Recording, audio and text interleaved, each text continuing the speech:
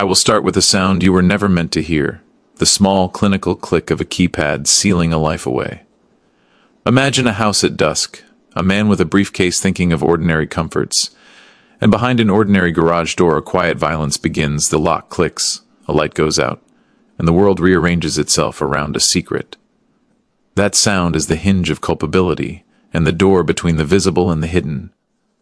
Tonight I am not telling you a simple family quarrel. I am opening a map of how ordinary lives are folded, pressed, and hidden by systems and choices that look, on the surface, like civility. Sit with that click. Let it echo in the chest the way a bell summons attention. Because this is where the ordinary becomes extraordinary, where a son's decision becomes a pivot that exposes a lattice of leverage, financial pressure, shame, and silent allegiance. We begin with one man's driveway and end in the long, old corridors of power where leverage, emotional, financial, institutional, is always being collected like taxes. Your job for the next hour is not to judge quickly. Your job is to learn how a tiny act, a keypad code, a whispered instruction, the decision to withhold water, exposes patterns used by empires and predators alike.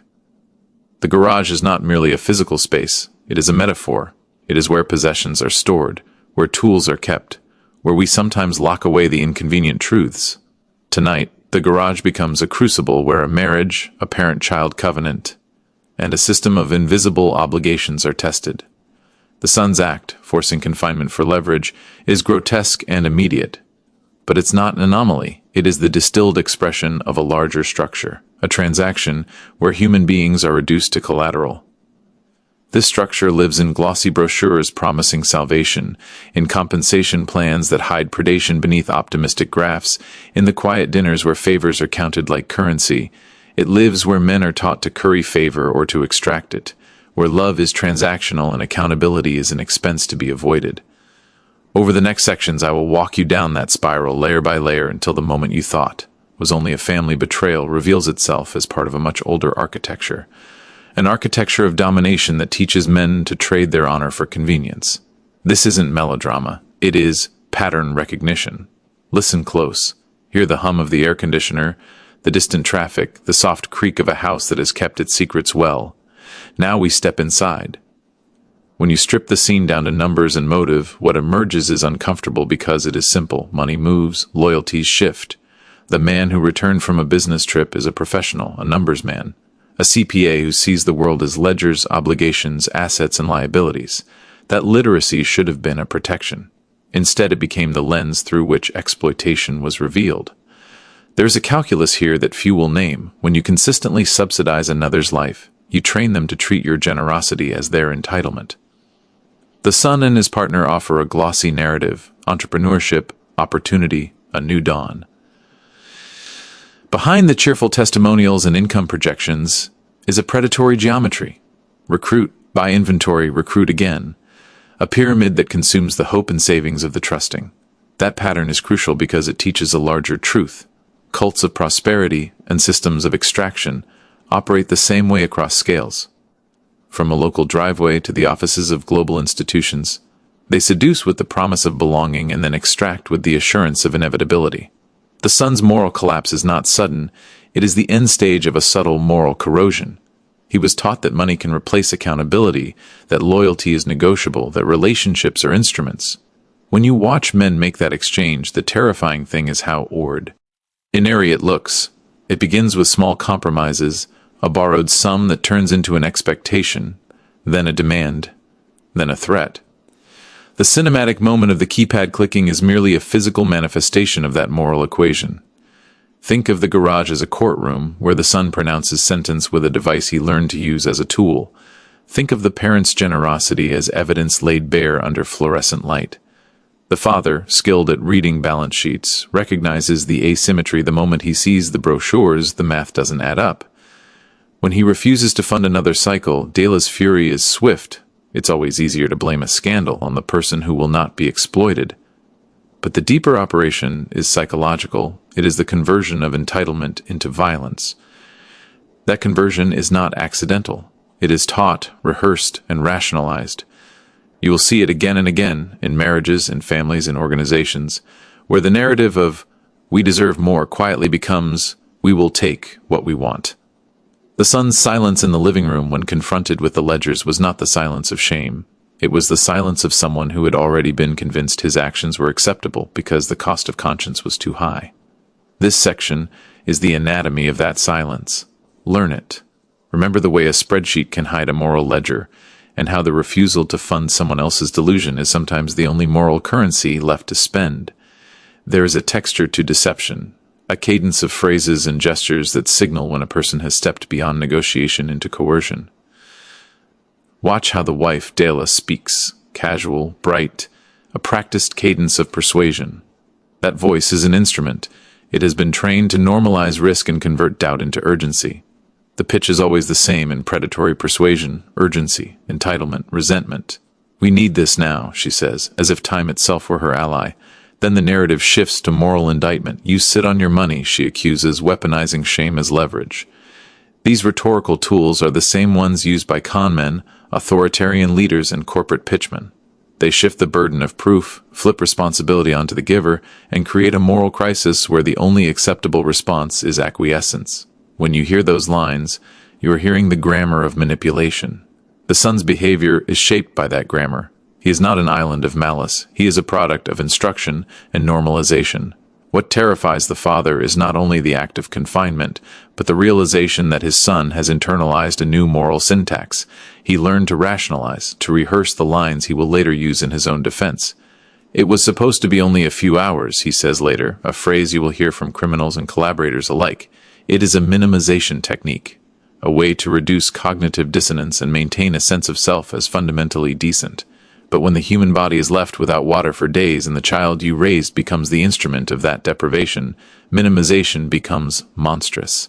The clinic of this cruelty is precise: deprivation, isolation, reduction of autonomy. That trio is the jar in which control ferments. When institutions seek to break a person's will, whether in prisons, cults, or abusive households, they employ the same methods: deprive them, isolate them, control the narrative. The garage's high windows and reinforced glass are not incidental. They are the architecture of containment. And when you examine containment historically, you see it: repeated, forced silence, ritual humiliation, an apparatus that turns human beings into pliable assets. This section asks you to see the method behind the madness. Ask yourself, where in your life have you tolerated similar techniques? What relationships exist where guilt is weaponized and necessity framed as siege?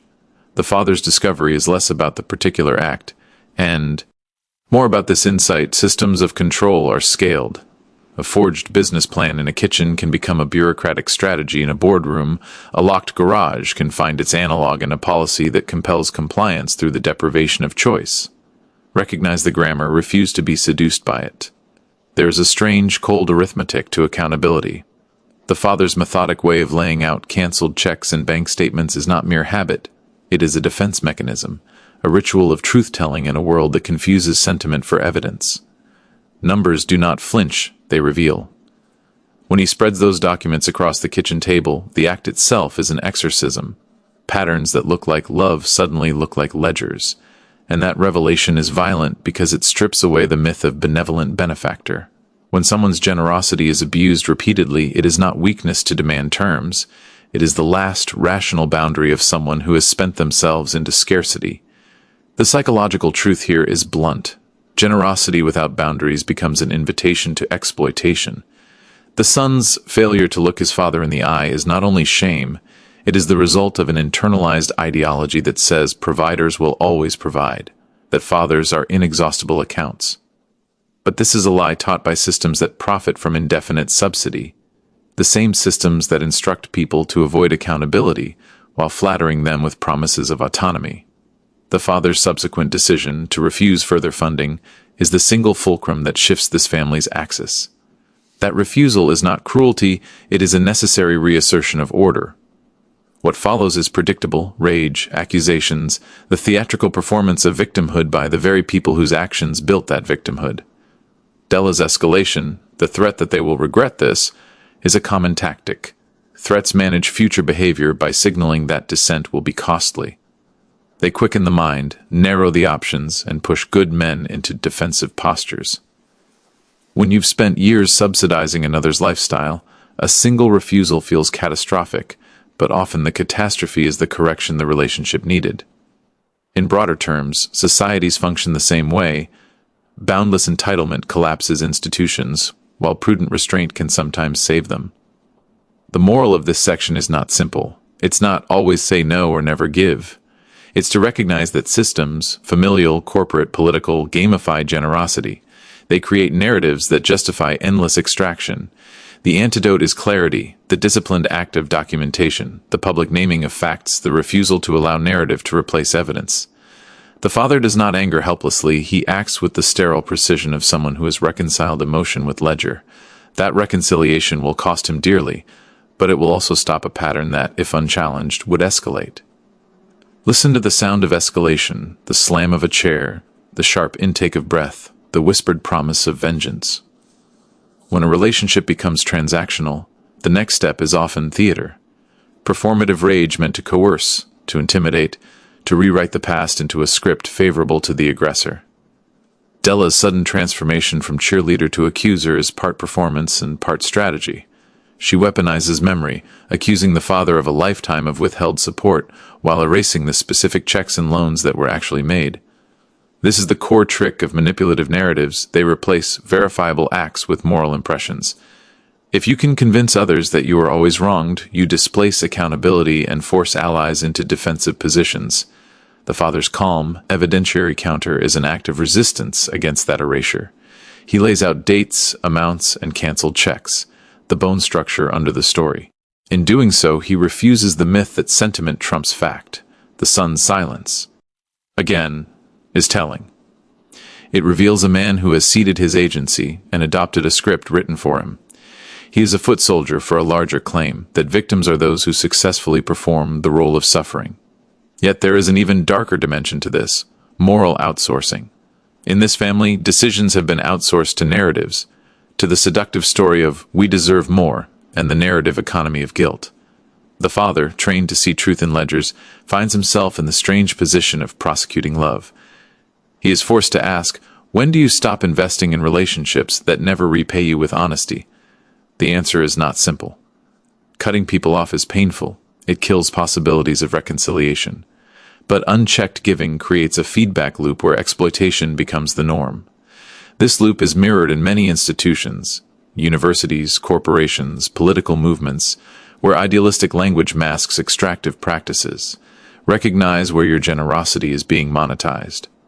Recognize the tone of performative victimhood. It will always be accompanied by a demand for immediate, unaccountable recompense.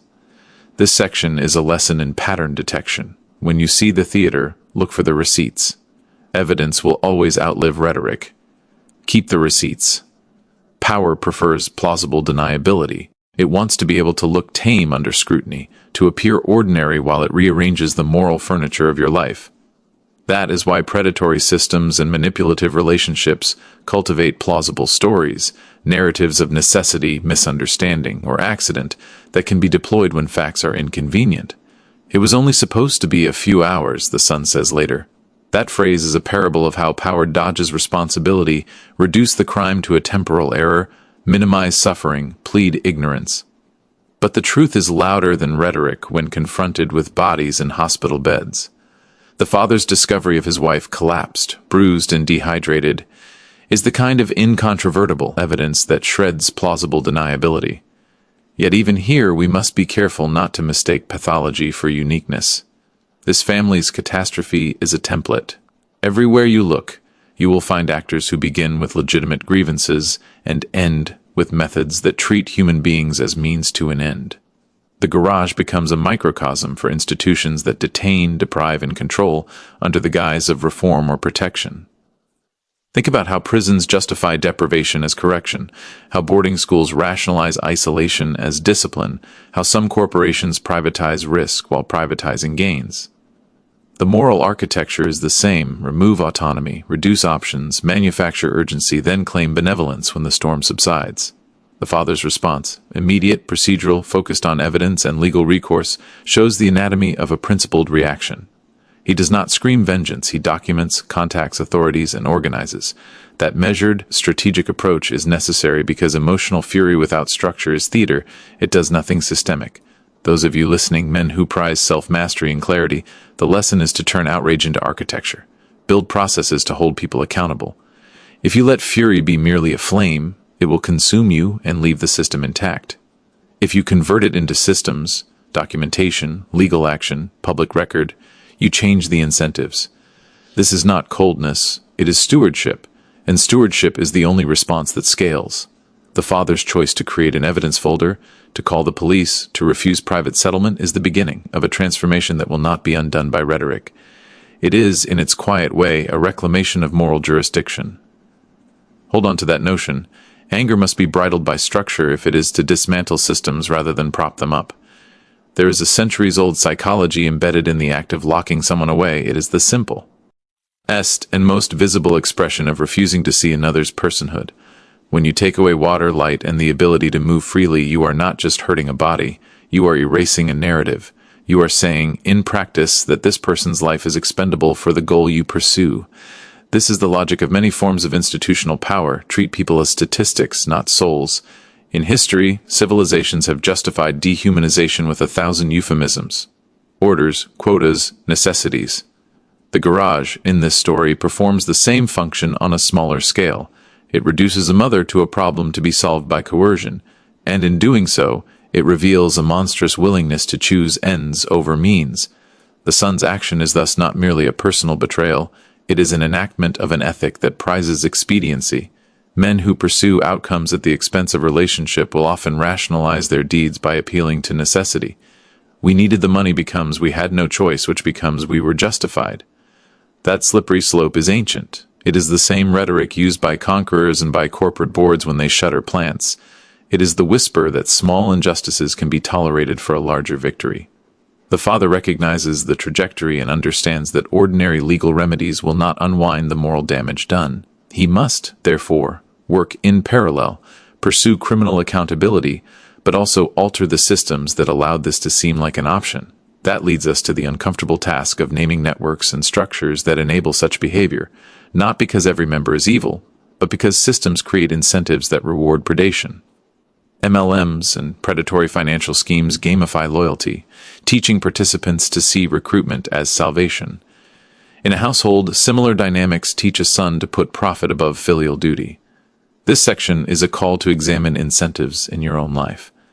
Ask where you are being rewarded for short-term gain at the cost of long-term fidelity.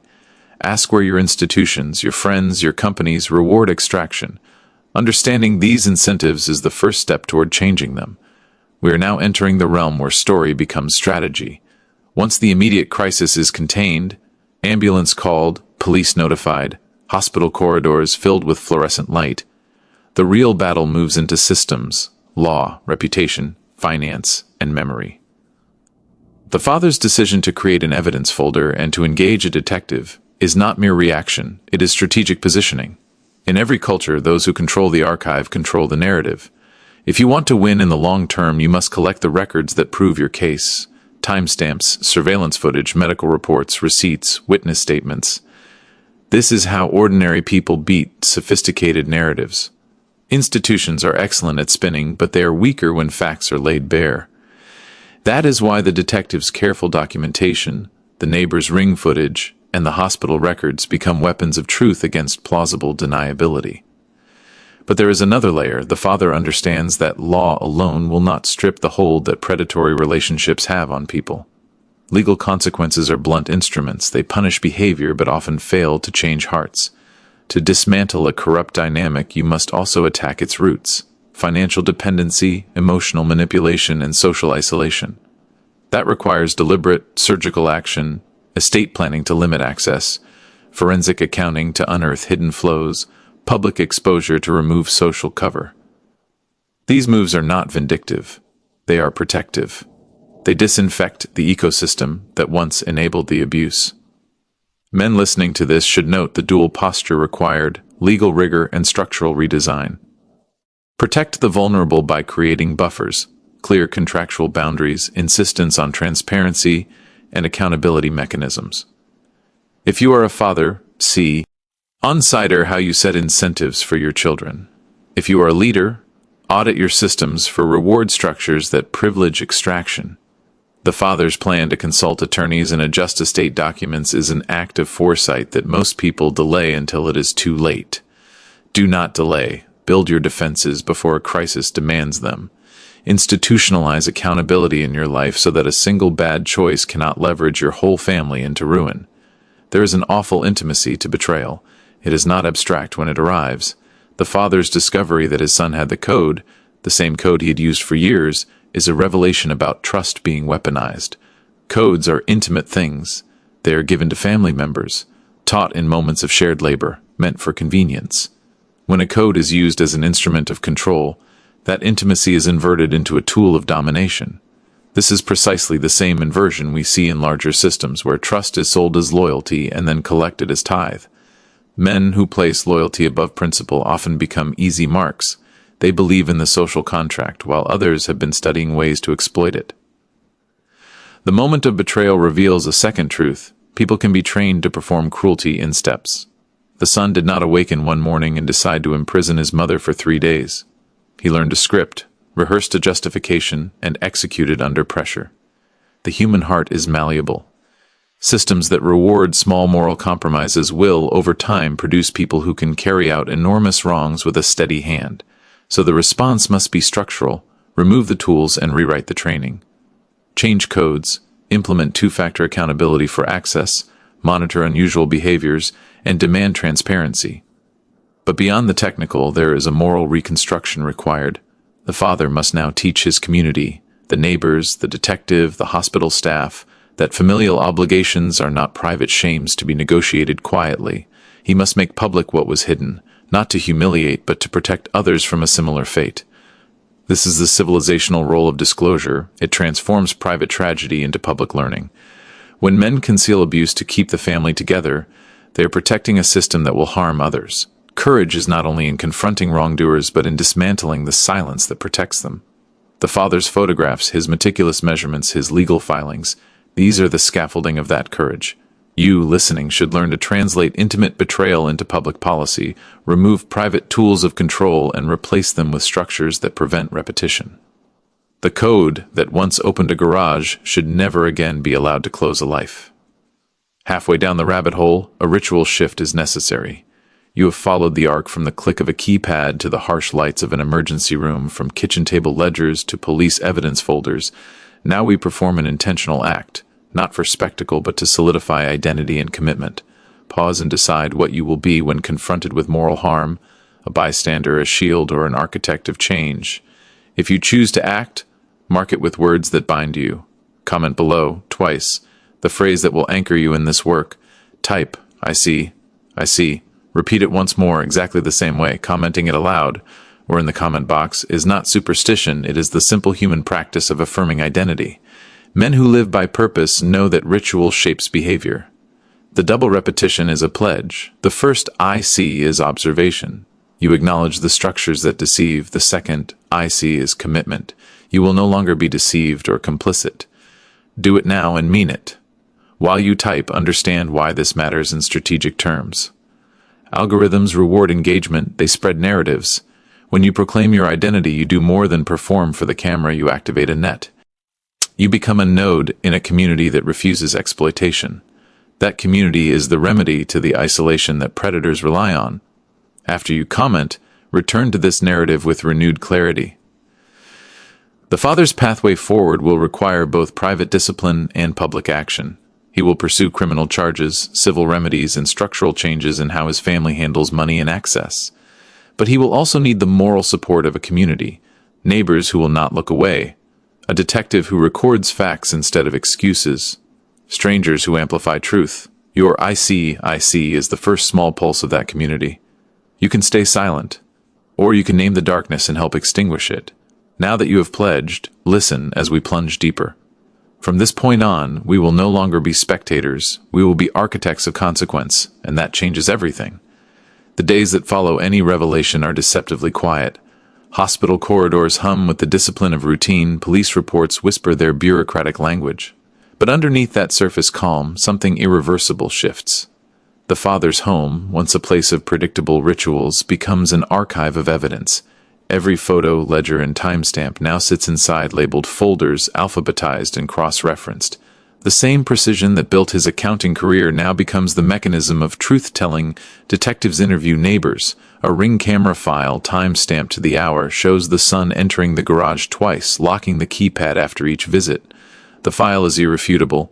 There is no more plausible deniability, no more "it was only for a few hours." The story condenses into data, digital testimony that cannot blush or lie. When the district attorney reviews the case, the evidence fits together like clean math. Unlawful confinement, neglect leading to bodily harm, financial coercion. But instead of the usual courtroom theater, a plea arrangement is made.